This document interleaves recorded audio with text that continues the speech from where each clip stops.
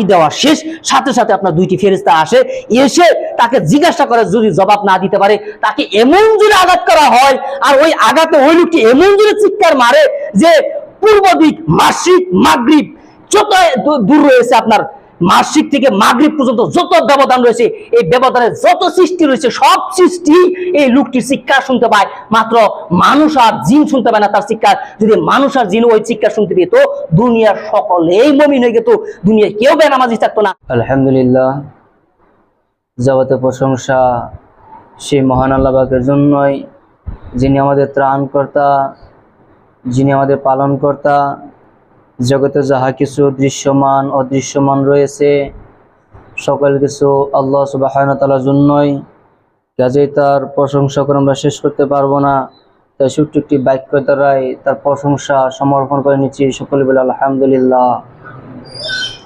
তারপরে বিশ্বনবী আহমদ মুস্তাফা মুহাম্মদ মুস্তাফা সাল্লাল্লাহু আলাইহি সাল্লামের উপর শত সহস্র দরুদ ও সালাম বর্ষিত হোক, সকলে বলে সাল্লাল্লাহু আলাইহি ওয়াসাল্লাম। আজকে সংক্ষিপ্ত সময়ে একটি টপিক নিয়েছি, তা হলো হতাশাগ্রস্ত।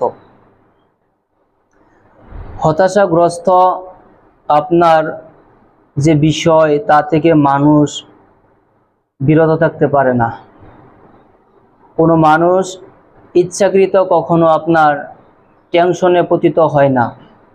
মানুষের কাছে টেনশন নিজেই চলে আসে, আর এই টেনশনকে আপনার নিয়ে যাওয়ার যে বাহন, এই বাহনও রয়েছে। যদিও আমরা মনে করি না যে এই টেনশন আমাকে কে নিয়ে আসলো আমার কাছে, যদিও আমরা মনে করি না যে এই যে আমি হতাশাগ্রস্ত হয়ে বসে থাকি, দিন ধর্মের কামগুলো ছেড়ে দিয়ে আমি বসে থাকি, আমার কিছু ভালো লাগে না, এই যে মূল বিষয়গুলো আসে, এই বিষয়গুলো কিন্তু আপনার এগুলো নিয়ে বহন করার দুইটি মাধ্যম রয়েছে, যে দুইটি মাধ্যমের দ্বারাই পৃথিবীর মানুষ আপনার হতাশাগ্রস্ত হয়ে ভুগে থাকে। এই দুইটি মাধ্যম হচ্ছে দুই ভাগে বিভক্ত করা হয়েছে। একটি হচ্ছে আপনার আভ্যন্তরীণ হতাশাগ্রস্ত, আর একটি হচ্ছে বাহ্যিক হতাশাগ্রস্ত। আভ্যন্তরীণ হতাশাগ্রস্ত কোনটিকে বলা হয়? যে হতাশাগ্রস্ত মানুষের ব্যক্তিগত আশা আকাঙ্ক্ষা, মানুষের চাহিদা পূরণের লক্ষ্যয় যে মানুষ হতাশাগ্রস্ত হয়, ওই হতাশাগ্রস্তকে বলা হয় আভ্যন্তরীণ হতাশাগ্রস্ত। তাহলে হুজুর, বাহ্যিক যেটা হতাশাগ্রস্ত এটা কোনটা? বাহ্যিক যেটা হতাশাগ্রস্ত সেটা মানুষের আয়ত্তের বাইরে, যেটা হতে পারে। কারণ এরকম নয় যে শব্দটি বলছি এই শব্দটি আপনার বাহ্যিক হতাশাগ্রস্তর ভিতরে পড়ে, এরকম নয়। বাহ্যিক হতাশাগ্রস্তর অনেক ভাগ রয়েছে, কিন্তু এই ভাগের ভিতরে এটাও বাহ্যিক হতাশাগ্রস্তর ভিতরে পড়ে, যেটাকে বলা হয় যে মানুষের আয়ত্তের বাইরে। যেমন শারীরিক অসুস্থতার কারণে মানুষ হতাশাগ্রস্ত হতে পারে, অথবা মানুষের চাপে মানুষের কষ্টয় বা মানুষ তার উপরে জুলুম করতেছে, এই ক্ষেত্রেও ওই ব্যক্তিটা আপনার হতাশাগ্রস্ত হতে পারে। এই দুইটি মাধ্যমে মানুষ আপনার হতাশায় ভুগে। তবে এই যে মানুষ হতাশাগ্রস্ত ভুগে, এই ভোগার পিছনে কার হাত রয়েছে? এই হতাশা কি আল্লাহ দেয়, নাকি আমরা নিজেরাই কামাই করি? এই হতাশাগ্রস্ত আপনাকে বলি, আমরা নিজেরাই কামাই করি। কার কাছ থেকে জানেন? দুইজন মানুষের কাছ থেকে, বা দুইটি আপনার সৃষ্টির কাছ থেকে। একটি হচ্ছে মানুষ, আর একটি হচ্ছে শয়তান। শয়তান আমাদেরকে হতাশাগ্রস্ত ফেলে। আর এক শ্রেণীর সৃষ্টি রয়েছে, সেটাকে বলা হয় মানুষ। মানুষকে আপনার হতাশাগ্রস্ত ফেলে। এখন কথা হলো যে শয়তানি মানুষকে আপনার হতাশাগ্রস্ত ফেলুক, আর মানুষই মানুষকে হতাশাগ্রস্তের ভিতরে ফেলুক, মোট কথা হলো মানুষই ভুগতেছে মানুষের জ্বালায়, মানুষই ভুগতেছে আপনার হতাশায়, শয়তানের জ্বালায়। এখন এর থেকে আমরা কিভাবে পরিত্রাণ পাবো? আপনি যদি খুঁজেন, আপনি যদি বের করতে চান যে আমি এই হতাশায় থেকে, টেনশন থেকে আমি বাঁচতে চাই, আমি কোন মাধ্যমে বাঁচবো, এত সহজ নয়, এত সহজ নয়। পৃথিবী যে সৃষ্টি জগৎ রয়েছে, সৃষ্টি জগতের আপনার নবী আদম থেকে শুরু করেন না, প্রত্যেকেই কোনো না কারণে আপনার হতাশায় ভুগে রয়েছে। আমরা মনে করি কেউ ধনী আছে, টাকা পয়সা আছে, ওর কোনো টেনশন নাই, ওই ব্যক্তির কোনো হতাশা নেই। কিন্তু ভুল ধারণা, যার যত টাকা তার তত হতাশা, যার যত টাকা তার তত হতাশা, যার যত ধন সম্পদ তার তত টেনশন। আমরা মানুষের এই যে ফেস কাটিং দেখি, এই ফেস কাটিং দেখে মানুষের সুখ দুঃখ কখনো আমরা আপনার মানুষের সামনে উল্লেখ করতে পারবো না।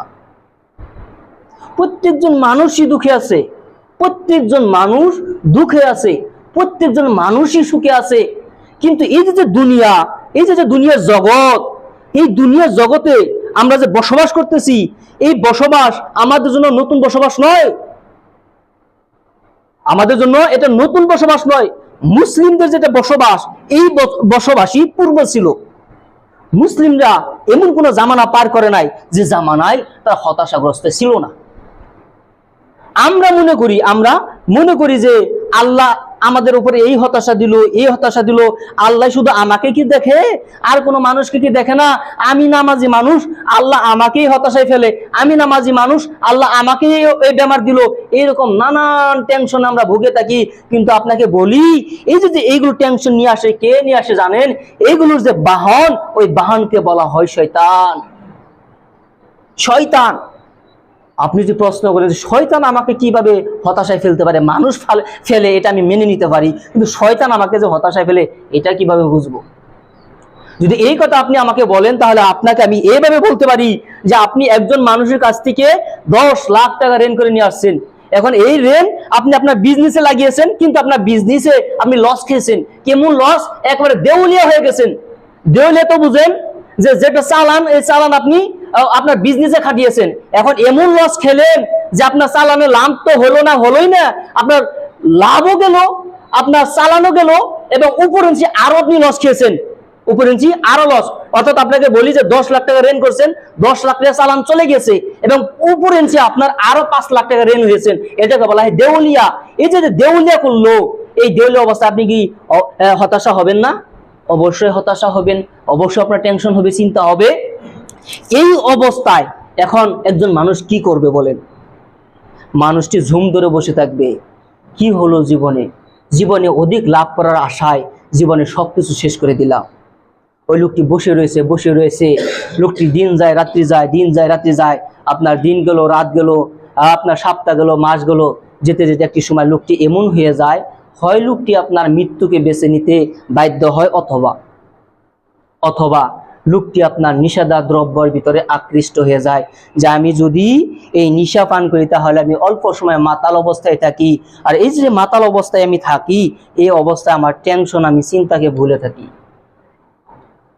এই যে মানুষ একটি টেনশন থেকে বাঁচার জন্য, একটি চিন্তায় থেকে বাঁচার জন্য, একটি হতাশায় থেকে বাঁচার জন্য অন্য একটি মাধ্যম ব্যবহার করলো, এটাকেই বলা হয় শয়তানের চক্রান্ত।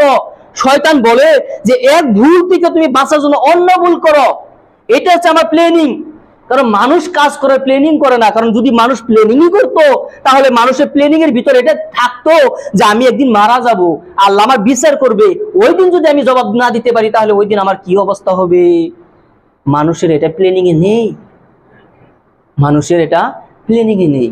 কিন্তু শয়তান এমন কোনো কাজ করে না যে কাজের ভিতরে প্ল্যানিং থাকে না। শয়তান চিন্তা করে যে আমি এই কাজটি করাবো, এই কাজ করলে এই কাজ করবে, এই কাজ করলে এই কাজ করবে, হ্যাঁ এত দূর। এই যে পূর্বে লোকেরা দেখেন না যে কচুগুটি খেলাইছে, কচুগুটিতে একটা খাওয়া দিয়ে প্ল্যানিং করে যে আমি কিভাবে 5টা খাবো। শয়তানের প্ল্যানিং ওই রকম। শয়তানে কিছু আপনাকে একটি ভালো কাজে এগিয়ে দিবে, এগিয়ে দেওয়ার পরে মনে করবেন শয়তান আমাকে ভালো কাজে এগিয়ে দেয়। হ্যাঁ, শয়তান আপনাকে ভালো কাজে কিছু এগিয়ে দিয়ে তারপরে আপনার যে ধন সম্পদ, আপনার যে বিবেক চিন্তা, এগুলো শয়তান আস্তে আস্তে খাওয়া শুরু করবে। শয়তান প্রথমে আপনাকে সাহস দিল যে তুমি এই বিজনেস করতে পারো, তুমি 10 লাখ টাকা ঋণ করো। তুমি যদি 10 লাখ টাকা ঋণ করো তাহলে ওই যে মালিকের কাছ থেকে তুমি মালগুলো আনবে, ওই মালিকে পুনরায় আরো 10 লাখ টাকা তোমার এমনি মাল দিয়ে দিবে। তো 20 লাখ টাকার মাল হলে প্রত্যেকদিন তুমি 20,000 30,000 টাকা ইনকাম করবে। ওই ইনকামে তুমি এভাবে ঋণ শোধাতে পারবে। শয়তান আপনাকে শক্তি দিবে, শয়তান আপনাকে বিশ্বাস দিবে, ট্রাস্ট করাবে। যখন আপনি ওই বিশ্বাস নিয়ে এগিয়ে যাবেন, তখন যখন আপনি দেউলিয়া হয়ে যাবেন, লস খেয়ে যাবেন, তখন শয়তানে বলবে এখন তুমি মদ খাও, তাহলে এই টেনশন থেকে তুমি বিরত থাকতে পারবে। এখন তুমি বিড়ি খাও, এখন তুমি সিগারেট খাও। এভাবে শয়তান মানুষের দ্বারা ভুল করায়। এটাকে বলা হয় শয়তানের চক্রান্ত। এটাকে বলা হয় আপনার হতাশাগ্রস্ত, চিন্তা, এই চিন্তার দিকে আপনি কিভাবে বাঁচবেন বলে? এটা তো বহুত বড় টেনশন, বহুত বড় চিন্তার কথা। এটা আপনাকে ছোট চিন্তার কথা বলি, যেগুলো আমরা সব সময় প্রতিনিয়ত যে সমস্যা নিয়ে, যে আপনার হতাশাগ্রস্ত নিয়ে আমরা যুদ্ধ করে থাকি, আমরা প্রত্যেকেই ওই সব বিষয় নিয়ে আলোচনা করতে হবে। তাহলেই না আমরা বুঝতে পারবো যে আমরা এই হতাশা থেকে কিভাবে বাঁচবো। এখন দেখেন যে একজন মানুষের যখন বেমার হয় তখন ওই মানুষটা কি খায়? আপনার ওষুধ খায়। যদি কারোবার আপনার জ্বর হলো, লোকটা আপনার প্যারাসিটামল খাবে। এখন কথা হলো যে ডাক্তারে কি দিল? ওষুধ দিল। কেন? লোকটি হচ্ছে বেমারি, এই জন্য ডাক্তার আপনাকে ওষুধ দিল। কিন্তু এই যে হতাশাগ্রস্ত, এই হতাশাগ্রস্ত বিষয়টি যখন আপনি উল্লেখ করবেন, তখন আপনি দেখতে পাবেন যে যখন আপনি হতাশাগ্রস্ত হন, তার মানে আপনি বেমারি। আপনি হতাশাগ্রস্ত ভিতরে আছেন, তার মানে আপনি বেমারি। তখন এই হতাশাগ্রস্ত থেকে বাঁচার জন্য আপনাকে ওষুধ দেওয়া হয়, ট্রিটমেন্ট করা হয়। কে করে? শয়তান করে। শয়তান কি বলে?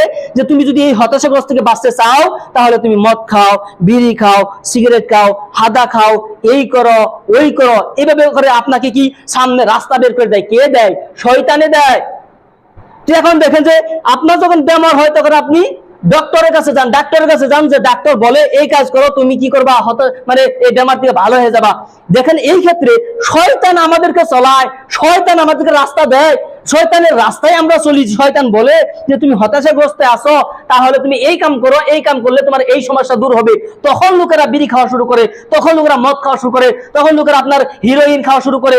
এই যে নানান বস্তু রয়েছে, এই নানান বস্তু আকৃষ্ট হয় কখন? মানুষ তখন, যখন নাকি তারা হতাশাগ্রস্ত থাকে।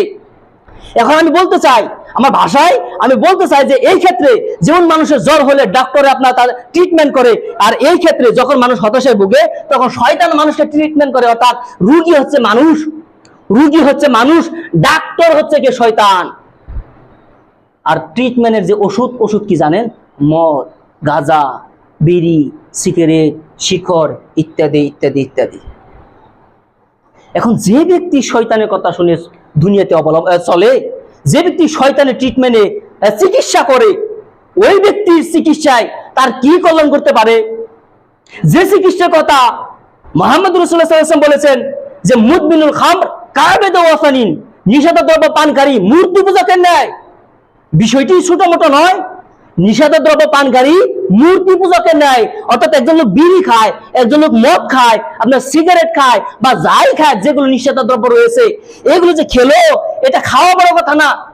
এই নিষিদ্ধ দ্রব্য পান করে আপনার যে ডাইরেক্ট জাহান্নামে যাবে, আল্লাহ কোনো হিসাবই নিবে না। বিষয়টি এমন নয়। বিষয় হলো মুহাম্মদ সাল্লাল্লাহু আলাইহি ওয়াসাল্লাম মানা করেছে যে কি? নিষিদ্ধ দ্রব্য পানকারী মূর্তি পূজকের ন্যায়। নবী মানা করছে, নবী বলছে যে ব্যক্তি নিষিদ্ধ দ্রব্য পান করলো, ওই ব্যক্তি মূর্তি পূজকের মতন কাজ করলো। এখন এই কথা শুনেও যে মুসলিমের অন্তরে ভয় হলো না, এই কথা শুনেও যে মুসলিমের ইমানে বাধা দিল না, ওই লোকটা কিভাবে জান্নাতে যেতে পারে? এই জন্য মুহাম্মদ সাল্লাল্লাহু আলাইহি ওয়াসাল্লাম বলছেন যে কি? মুদমিনুল খামর কাবেদ ওয়াসানিন, নিষিদ্ধ দ্রব্য পানকারী মূর্তি পূজকের ন্যায়। অর্থাৎ একজন হিন্দু একটি মূর্তি বানালো, মূর্তি বানিয়ে ওই ব্যক্তি ওটার পূজা করে, যেমন জাহান্নামে চলে যাবে, এই ব্যক্তিও নিষিদ্ধ দ্রব্য পানকারী আপনার নিষিদ্ধ দ্রব্য পান করে জাহান্নামে চলে যাবে। যদিও মূর্তি পূজা করা, নিষিদ্ধ দ্রব্য সেবন করা, পান করা সমান পাপ নয়। মূর্তি পূজা করা হচ্ছে কাবিরা গুনাহ, অনেক বড় গুনাহ। শিরকে আকবার হচ্ছে আপনার মূর্তি পূজা করা। তো এই যে শিরক, কিন্তু আপনার এই যে নিষিদ্ধ দ্রব্য পান করা, এটা শিরক নয়। কিন্তু আপনাকে বলি যে এই হাদিসে যদি মিনিং বুঝতে চান, এভাবে বলতে পারি। কোন ভাবে? যে একজন লোক আপনার এই রাস্তা দিয়েই হাতের টারি যাবে। এখন আল্লাহ নবী বলছেন যে ব্যক্তি হাতের টারি যেতে চাবে, এই রাস্তা দিয়ে যেতে পারবে। পুনরায় আল্লাহ নবী বলছেন যে হাতের টারি যাওয়ার রাস্তা এটা, তবে হ্যাঁ, কেউ যদি ভক্তডুবা যেতে চায়, এই রাস্তা দিয়ে যেতে পারবে। এই যে মূল বিষয়, যে রাস্তা একটি কিন্তু জায়গা দুইটি। সেম এই যে হাদিসের মূর্তি পূজা আলাদা পাপ, মূর্তি পূজার সাথে কোনো পাপের আপনার সম্পর্ক হতে পারে না। মূর্তি পূজা এত বড় গুনাহ। আর এই যে আপনার নিষিদ্ধ পান করা, এটাও গুনাহ। তবে নবী যেটার সাথে আপনার জোড়া লাগিয়েছে, যেটার সাথে তুলনা করছে, এখন এটার সাথে তুলনা করার পরেও যদি কোনো মুসলিম এই কাম করে, তখন দেখা যাবে যে তার ইমানে কাজ দেয় না। তখন দেখা যাবে এই ব্যক্তি প্রকৃত ভালো মুসলিম নয়। তখন বুঝতে হবে। এখন আমাদের মূল টপিকে চলে আসি, তাহলে কি? হতাশাগ্রস্ত। এখন আপনি কি হতাশাগ্রস্ত দিকে বাঁচতে চান, আপনি যদি হতাশাগ্রস্ত থেকে বাঁচতে চান, আপনার বাঁচার কোনো পথ নেই, আপনার বাঁচার কোনো পথ নেই। কারণ যে বাঁচার পথ রয়েছে ওই পথ আমরা ধরবো না, ওই পথ আমরা ধরবো না। কারণ এই যে হতাশাগ্রস্ত টপিকটি এনেছি, এই হতাশাগ্রস্ত টপিকের ভিতরে যে ব্যাখ্যা নেওয়া হয়েছে তা কি জানেন? হতাশাগ্রস্ত একটি মাধ্যমে দূর হতে পারে, একটি মাধ্যম, দ্বিতীয় কোনো মাধ্যম নেই। একটি মাধ্যমে দূর হতে পারে, তা হলো কি নামাজ। নামাজ নামাজ ছাড়া মানুষকে কখনো হতাশাগ্রস্ত থেকে কেউ দূরে রাখতে পারবে না, কেউ পারবে না। এখন আপনি বলবেন যে নামাজে মানুষের এই হতাশাকে দূর করতে পারে? আমার মেয়ের আমি বিবাহ দিতে পারতেছি না, আমি অনেক হতাশায় রয়েছি, এটা কি নামাজে দূর করতে পারে? আমি আপনাকে বলি হ্যাঁ পারে। আপনার বাড়িতে যে এই যে আপনার অভাব দূর হচ্ছে না, এখন আপনি যদি বলেন যে আমি যদি নামাজ পড়ি তাহলে কি আল্লাহ আমার বাড়ির অভাব দূর করবে? আমি আপনাকে বলি হ্যাঁ।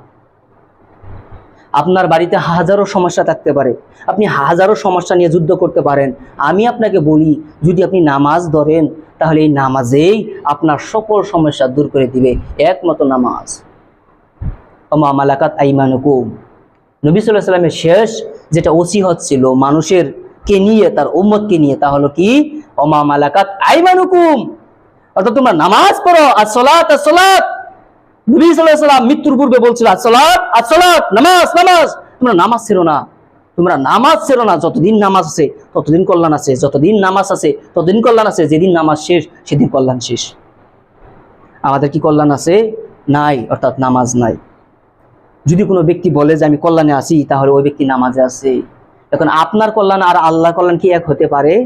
আপনি যদি মনে করেন যে আমি কোটি টাকার মালিক আর আমার কল্যাণ রয়েছে, তাহলে ভুল। আর আপনি হয়েই দেখেন না কোটি টাকার মালিক। আপনার যদি বাড়িতে যদি সুখ থাকে, আমরা তো দূর থেকে দেখি, এই জন্য আমরা বলি যে এই লোকটি অনেক ধনী। আপনি বিল গেটসের হিস্ট্রি পড়ে দেখেন, বিল গেটস আপনার ধনী, অনেক ধনী, অনেক ধনী, তার টাকার হিসাব শেষ হবে না। যদি আমার মতন লোক যদি বিল গেটসের যে সম্পত্তি রয়েছে এটা গুনতে যায়, আমার 60 বছর হায়াত শেষ হবে, বিল গেটসের টাকা শেষ হবে না গুনে, এত সম্পদ। বিল গেটসের সুখ নেই, এমনকি তার জীবনে একটি বিবাহও করতে পারলো না, তার জীবনে একটি বিবাহ করতে পারলো না। মানুষ সুখে থাকে টাকা দিয়ে নয়, মানুষ সুখে থাকে আপনার তার অন্তরের যে শান্তি, এই শান্তি দিয়ে। যার অন্তরের শান্তি, ওই ব্যক্তি দুনিয়াতে শান্তিতে থাকতে পারে। যার অন্তরের শান্তি নাই, তার টাকাই হোক যাই হোক কোনো শান্তি নেই। একজন লোকের আপনার কোটি কোটি টাকা সম্পত্তি রয়েছে, হঠাৎ ওই লোকটির বিবি মারা গেল। এখন ওই লোকটিকে গিয়ে আপনি বলেন যে আপনি কি সুখে আছেন, আপনি ভালো আছেন, তখন বলবে কিসের দুনিয়া, কিসের টাকা সম্পদ, এগুলো কিচ্ছু না বলে দিবে। অর্থাৎ মূল কথা হলো আপনার অন্তরের তৃপ্তি, আপনার অন্তরের সুখই হচ্ছে দুনিয়ার সুখ। আপনাকে আল্লাহ যে অবস্থায় রেখেছে, বলেন তো যে আপনি সব সময় নিজেকে হতাশাগ্রস্ত কেন মনে করেন? যদিও আপনি হতাশাগ্রস্ত নন, এই জন্য মনে করেন আপনি আল্লাহর রহমত চোখে দেখেন না, আপনি আল্লাহর দয়া চোখে দেখেন না। আপনি মনে করেন যে আল্লাহ আমাকে এটা দিল না, ওইটা দিল না। আল্লাহ নবী বলছে তুমি সবসময় ওই বস্তুর দিকে তুমি লক্ষ্য করো যেটা তোমার থেকে নিচে। আপনি ওই বস্তুর দিকে লক্ষ্য করতে হবে যেটা আপনার থেকে নিচে, যেখানে আপনার থেকে কম সম্পদ আছে ওটা আপনাকে দেখতে হবে। আপনি আপনার উপরেটা দেখলে আপনাকে নিচে মনে হবে, আপনাকে ছোট মনে হবে, আপনাকে কমজোরি মনে হবে, আপনাকে গরিব মনে হবে, ওটা দেখা যাবে না। আপনি মনে করতেছেন যে আমার কোনো সম্পত্তি নেই, আমি একেবারে গরিব হয়ে আছি, আমি একেবারে দুর্বল অবস্থায় রয়েছি, কিন্তু না, আপনার তো আল্লাহ সুবহানাহু ওয়া তাআলা দুইটি হাত দিল, দুইটি পা দিল। একজন লোকের দুইটি হাতও দেয় নাই, দুইটি পাও দেয় নাই। আল্লাহ তো আপনার অনেক হাইট ভালো রেখেছে, আপনার 5 ফুট 8 ইঞ্চি 6 ফুট আপনাকে আল্লাহ হাইট দিয়েছে। অনেক লোক আপনার 2 ফুট 3 ফুট, দুনিয়ার লোক বুকেও তো তারা চলতেছে, তারা তো দুনিয়াতে চলতেছে। মোট কথা হলো, আপনি কি কোনোদিন আল্লাহকে বলছেন আল্লাহ আপনি আমাকে দুইটি হাত দিলেন, আল্লাহ আপনি আমাকে দুইটি পা দিলেন? অনেক লোকের দেখলাম যে দুইটি পাও নাই, অনেক লোকের দেখলাম দুইটি হাত নেই। আল্লাহ এজন্য আমি বললাম আলহামদুলিল্লাহ, এজন্য বললাম আলহামদুলিল্লাহ। আপনি কি কোনোদিন আল্লাহকে বলছেন? বলেন না। ওই আল্লাহ কত দয়াবান, ওই আল্লাহ কত রহমান। আল্লাহ আমাদেরকে ডেকে ডেকে বলে, কুল ইয়া ইবাদিয়াল্লাযিনা আশরাফু আলা আনফুসিহিম। আল্লাহ ডাক দেখেন না, কুল ইয়া ইবাদিয়াল্লাযিনা আশরাফু। আশরাফু শব্দের অর্থ কি জানেন? আশরাফু শব্দের অর্থ হচ্ছে নিজের উপরে আপনি বাড়াবাড়ি করেছেন, নিজের উপরে জুলুম করেছেন, নিজে ভুল কাম করেছেন। হ্যাঁ, কেউ আপনার গুনাহের কাজ করেছে, জিনা করেছে, কেউ সুদ খেয়েছে, কেউ পাপ করেছে, কেউ কারোর সাথে খারাপ ব্যবহার করেছে, নানান গুনাহের কাজে ব্যস্ত রয়েছে, নানান ভুল কাম করেছে, হতাশাগ্রস্ত হয়ে ভুগে রয়েছে, আপনার রেনি হয়ে আছে, নানান কাজে নিজের উপরে নিজে ভুল বুঝাবুঝি করে বাড়াবাড়ি করেছে। তো এই যে আশরাফু, আল্লাহ বলে বান্দা তুমি কি নিজের উপরে বাড়াবাড়ি করেছ? তুমি কি নিজের উপরে জুলুম করেছ? যদি আশরাফু নিজের উপরে জুলুম করে থাকো, বাড়াবাড়ি করে থাকো, লা তাকনা তুমি রহমাতুল্লাহ, তুমি আমার রহমত থেকে মাইলছো না, তুমি ভাবছো যে এই যে সমস্যা, এই যে ঋণ, এই যে আমি ভুক্তভোগী হয়ে আছি, এই ভুক্তভোগী থেকে আমি বোধহয় বাঁচতে পারবো না, এই সমস্যা বোধহয় আমার সামনে থেকে দূর হবে না। অনেক লোকে ভাবে যে আমার মেয়ে বোধহয় বিবাহ হবে না। আল্লাহ বলে যে আমার কাছে আসো, আমার কাছে এসে আমাকে ডাকো, লা তাকনা তুমি রহমাতুল্লাহ, তুমি আমার রহমত থেকে মাইলস হয়ে না, আমার রহমত থেকে তোমরা দূর হয়েও না। নবী ইব্রাহিম যদি সন্তান হারা হয়ে আল্লাহর কাছে চেয়েছে 86 বছরে যদি সন্তান পায়, তুমি কেন পাবে না? তুমি কেন পাবে না? একজন জাহান্নামী ব্যক্তি যদি আল্লাহর কাছে দোয়া করে করে জান্নাতে যেতে পারে, তুমি কেন যেতে পারবে না? একজন লোক যদি 100 জন মানুষকে হত্যা করে জান্নাতে যেতে পারে, তোমাকে কেন আমি জান্নাতে দিব না? লা তাকনা তুমি রহমাতুল্লাহ, তুমি আমার রহমত থেকে মায়ুস হইও না, দূরে চলে যেও না। 60 বছর পাপ করেছ, 40 বছর পাপ করেছ, 80 বছর পাপ করেছ, লা তাকনা তুমি রহমাতুল্লাহ, এখনো সময় রয়েছে, তোমার মৃত্যু হয় নাই, পশ্চিম দিকে সূর্য উঠে নাই, আমি মাফ করব, আমি মাফ করার জন্য রেডি আছি, আমি উপস্থিত আছি। কিন্তু আপনি আল্লাহর এই ডাকটাকে তো শুনতে পান না। আল্লাহর ডাক আপনার বোঝার জন্য অন্তরটা তো থাকতে হবে, যে আল্লাহ যে আমার ডাক দিচ্ছে, আল্লাহ যে বলে ইয়া আইয়ুল ইনসান, হে ইনসান, হে মানুষ, মা গররাকা বিরব্বিকাল কারীম, কিসে তোমার রবের কাছ থেকে তোমাকে দূরে সরিয়ে দিয়েছে? কিসে, কি কারণে তোমার রবকে তুমি ভুলে গিয়ে দূরে সরে গেলা? তুমি যে নামাজে আসো না, তোমার রবের সাথে কি তোমার সম্পর্ক খারাপ হয়েছে? তুমি যে আল্লাহকে ভুলে গিয়ে দুনিয়া নিয়ে ব্যস্ত রয়েছ, আল্লাহর সাথে কি হলো, কি হলো যে তুমি আল্লাহকে ভুলে গেলা? আল্লাহকে ভুলে থেকে তুমি দুনিয়াতে সফলকামী হতে পারবে না। আমি আল্লাহ রহমান, আমি আল্লাহ দয়াবান, এই জন্য তুমি দুনিয়াতে বসবাস করার জন্য উপযোগী হইয়া আছো। যে ব্যক্তি তার মালিকের কথা শুনবে না, ওই ব্যক্তিকে মালিক তার বাড়িতে কোনোদিন জায়গা দিবে না। আরে আমি এমন মালিক, আমি এমন মালিক যে আমি তাকে সৃষ্টি করি, আমি তাকে বসবাস করার জন্য দুনিয়া বিছিয়ে দিয়েছি, আমি তার অক্সিজেন দিই, আমি তাকে খাওয়াই, আমি তাকে পড়াই, আমি পড়াই, আমি খাওয়াই, আমি থাকার জায়গা দিছি, তথাপি আমার কথাই শুনে না। আমি এমন রহমানের রহমান, আমি এমন দয়াবানের দয়াবান, আমাকে যে মানে না আমি তাকেও দেই, আমাকে যে মানে আমি তাকেও দেই। অর্থাৎ যে ব্যক্তি আমাকে মানে না, আমি তাকেই বেশি দেই, কারণ দুনিয়া আমার কাছে কিচ্ছু না, দুনিয়ার ভ্যালু আমার কাছে কিচ্ছু নেই, এই জন্য আমি মানুষকে দুনিয়াতে দিচ্ছি। অনেক মুসলিম বলে আল্লাহ আমি না নামাজ পড়ি, খালি আমাকে বেমার দাও কে? আল্লাহ বলে আমি তোমাকে পরীক্ষা করি। আল্লাহ আমি না নামাজ পড়ি, আমি এত রেনি হই কে? আল্লাহ বলে আমি যে তোমাকে পরীক্ষা করি, আমি যে তোমারে ভালোবাসি। তোমার নবীর কথা তুমি পড়লে তুমি বুঝতে পারবা যে তোমার উপরে এত সমস্যা আসে কেন। আল্লাহ নবী বলছে, আল্লাহ নবী বলছে একজন মুমিনের উপরে যা আসুক, যত অত্যাচার হোক, যত কষ্ট হোক, যদি একটা মুমিনের পায়ে কাঁঠাও বিধে, তাহলে ওই কাঁঠার বিধার যে আঘাত, এই আঘাতের কারণে তার পাপ ক্ষয় হয়। এই যে দুনিয়াতে মুমিনরা কষ্ট করে না, সব পাপ দুনিয়াতে রেখে পাপ ছাড়া মৃত্যুবরণ করে, আর আল্লাহ তাকে ধরে ধরে জান্নাতে দেবে। যখন আপনাকে আল্লাহ পরীক্ষা করবে, যখন আমাকে আল্লাহ পরীক্ষা করবে, তখন আমরা মনে করব না যে আল্লাহ এটা আমার উপরে কেন দিল, কেন হলো এটা আমার উপরে। আমার পার্টনার রয়েছে, যে পার্টনার আল্লাহকে মানে না, লাখ লাখ টাকা, আমার একটা খালু ছিল, এরকম খালু না, মানে কিবা সম্পর্কিত আরেকটা লাগে, নাম বলবো না, নাম বলে সকালে চিনবেন, কারণ কয়েক বছরই মানুষ, আল্লাহকে অতটা বিশ্বাস করে না। তো লোকটি বললে যে আমি সরুবাটার লেকচারার প্রফেসর, তা আমার দরমা হলো 1,80,000 টাকা, কারণ অনেক কম বয়সে চাকরি পেয়েছিল, 1,80,000 টাকা দরমা। আমার বউয়ে চাকরি করে আপনার কয়েকগছিতে একটি গার্লস স্কুলে, তো ওখান থেকে আসে 80,000 টাকা। এই যে টাকা, আমার বাথরুমে যে টাইলস লাগাইছি, ওই টাইলস মানুষ মসজিদে লাগাতে পারে না। আমার বাথরুমে গিয়ে আমি যে শান্তি পাই, মসজিদে গিয়ে ওই শান্তি লোকেরা পাবে না। এই যে টাকার অহংকার, এই যে টাকার কথা, তাকে আল্লাহ 2টি সন্তান দিয়েছে, একটি সন্তান যেটা ছেলে সন্তান, মানুষই হলো না, মানুষের গুণ নাই তার ভিতরে, মানুষের গুণ নেই। মানুষও তো মানুষ বানিয়ে এলো না। এখন তো তার শক্তি রয়েছে, এখন তো তার দরমা রয়েছে, পেনশন রয়েছে, এখন চলতেছে। একটি সময় আসবে, এই যে কথাটা বললো, এই কথা বলার একটি সময় আসবে যখন তার দুইটি হাত চলবে না, যখন তার দুইটি পা চলবে না।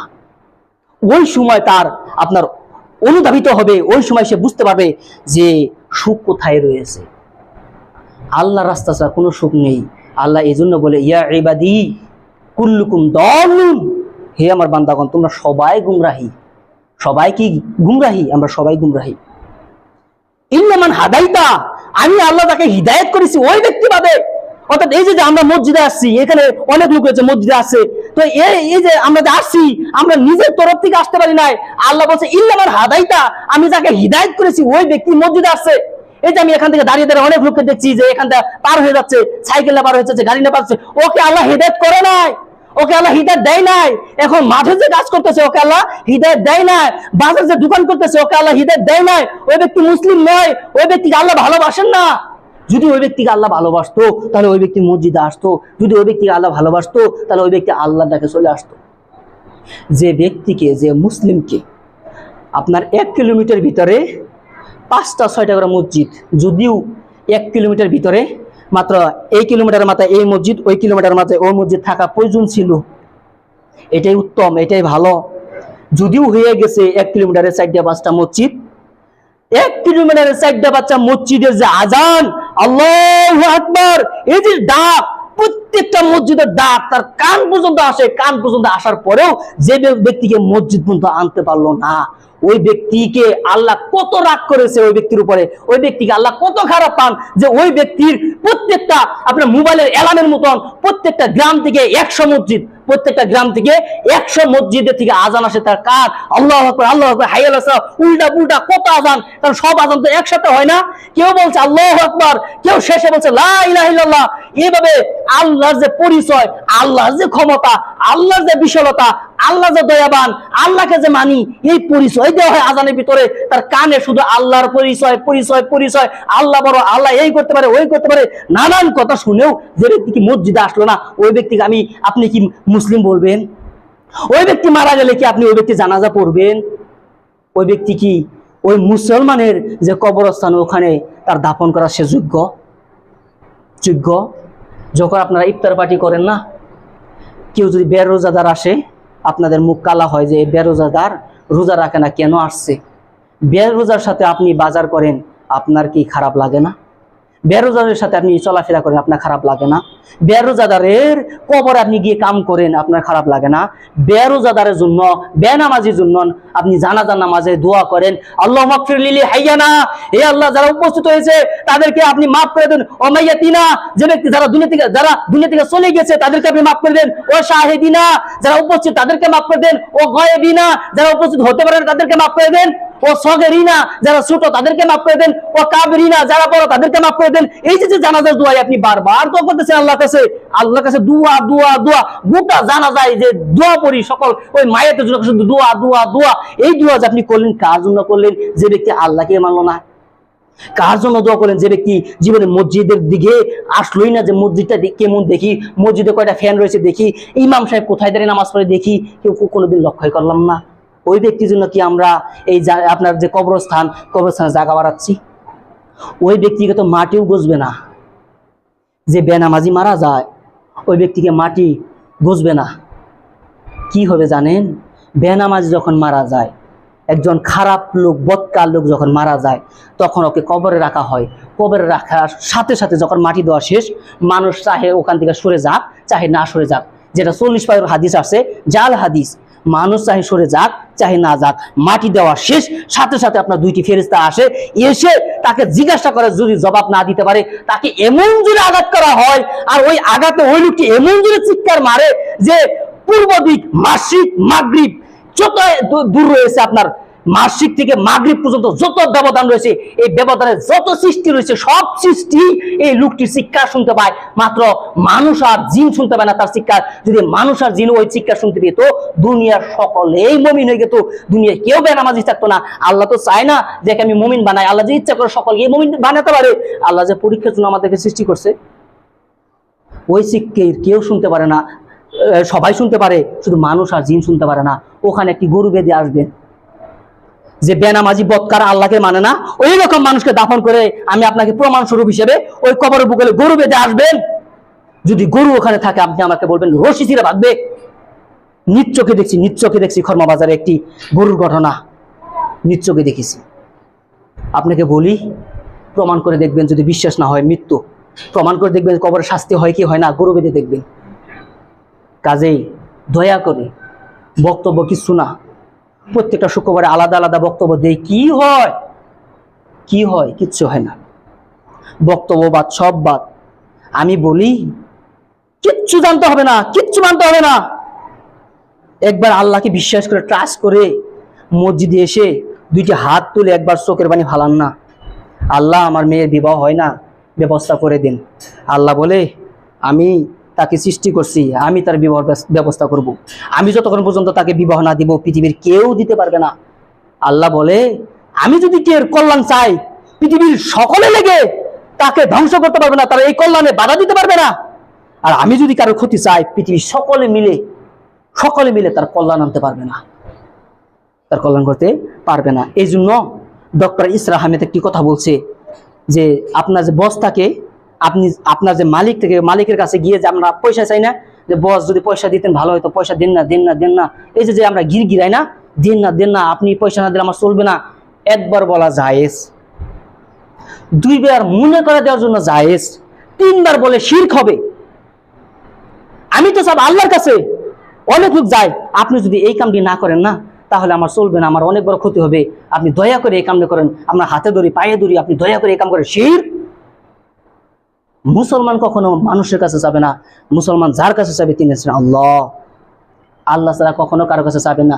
যা হবে, মৃত্যু থেকে কি বাঁচতে পারবো না?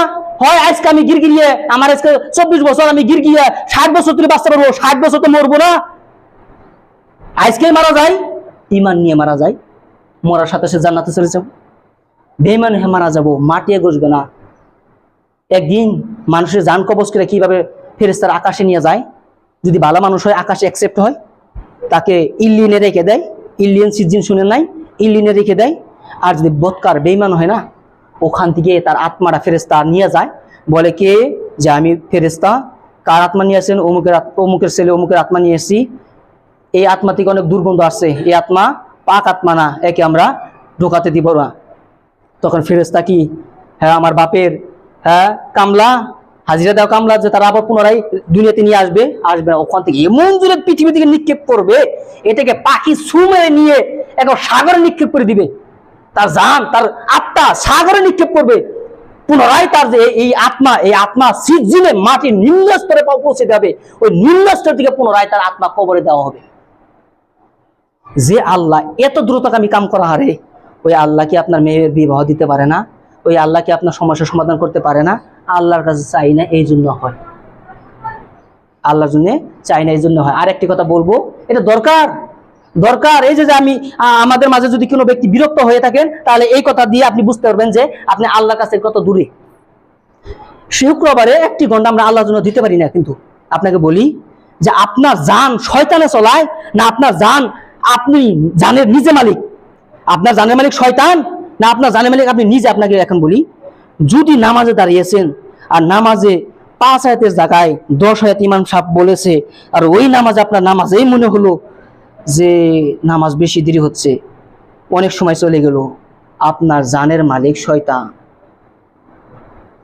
আপনার জানের মালিক শয়তান। আপনাকে বলে দিলাম। এখন উল্টিয়ে দিন, আমরা মোবাইল খুলি ঘন্টার পর ঘন্টা ফেসবুক, ঘন্টার পর ঘন্টা আমরা ইনস্টাগ্রাম, ইউটিউব দেখি থাকি, এটা ভালো লাগে না সরিয়ে দিলাম, এটা ভালো লাগে না সরিয়ে দিলাম, এটা ভালো লাগে সরিয়ে দিলাম, ঘন্টা বার হয়, কখনো বিরক্তি আসে না। আমার জানের মালিক শয়তান, আমার জানের মালিক আমি না। এখন জান তো দিয়েছে আল্লাহ, জানের মালিক তো শয়তান হতে পারে না। মানে আপনার বাড়ির মালিক আপনি, আপনার বাড়ির মালিক আপনি। এখন ওই সম্পদ তো আল্লাহই দিয়েছে, ওটা তো আল্লাহ মালিক, ওটা ভিন্ন কথা, কিন্তু আপনার বাড়ির মালিক তো আপনি। এখন ওই বাড়িতে যদি আপনার সরকার এসে বাধা দেয়, তখন কিন্তু আপনি নিরুপায় হয়ে যান, দাঁড়িয়ে থাকেন। আমার মাটি সরকারে ভাঙে, আমার ঘর সরকারে ভাঙে, তখন আপনি নিরুপায়ে দাঁড়িয়ে থাকেন না, সেম তদ্রুপভাবে আপনার আত্মার মালিক আপনি, চলায় শয়তানে, তখন আপনি নিরুপায়ে দাঁড়িয়ে থাকেন। এইভাবে কিচ্ছু করার উপায় নেই। যাই হোক, বক্তব্য বাড়াবো না, অনেক সময় চলে গেছে, অনেক সময়। এভাবে হায়াতও শেষ হবে, এবার দিনও শেষ হয়ে যাবে, এবার আমি একদিন থাকবো না, আপনিও থাকবেন না, মারা যাব, সকলেই মারা যাব। কাজে আল্লাহর কাছে দোয়া করে আল্লাহ প্রত্যেকটা মানুষকে হিদায়াত হওয়ার জন্য তৌফিক দান করুন, আমিন।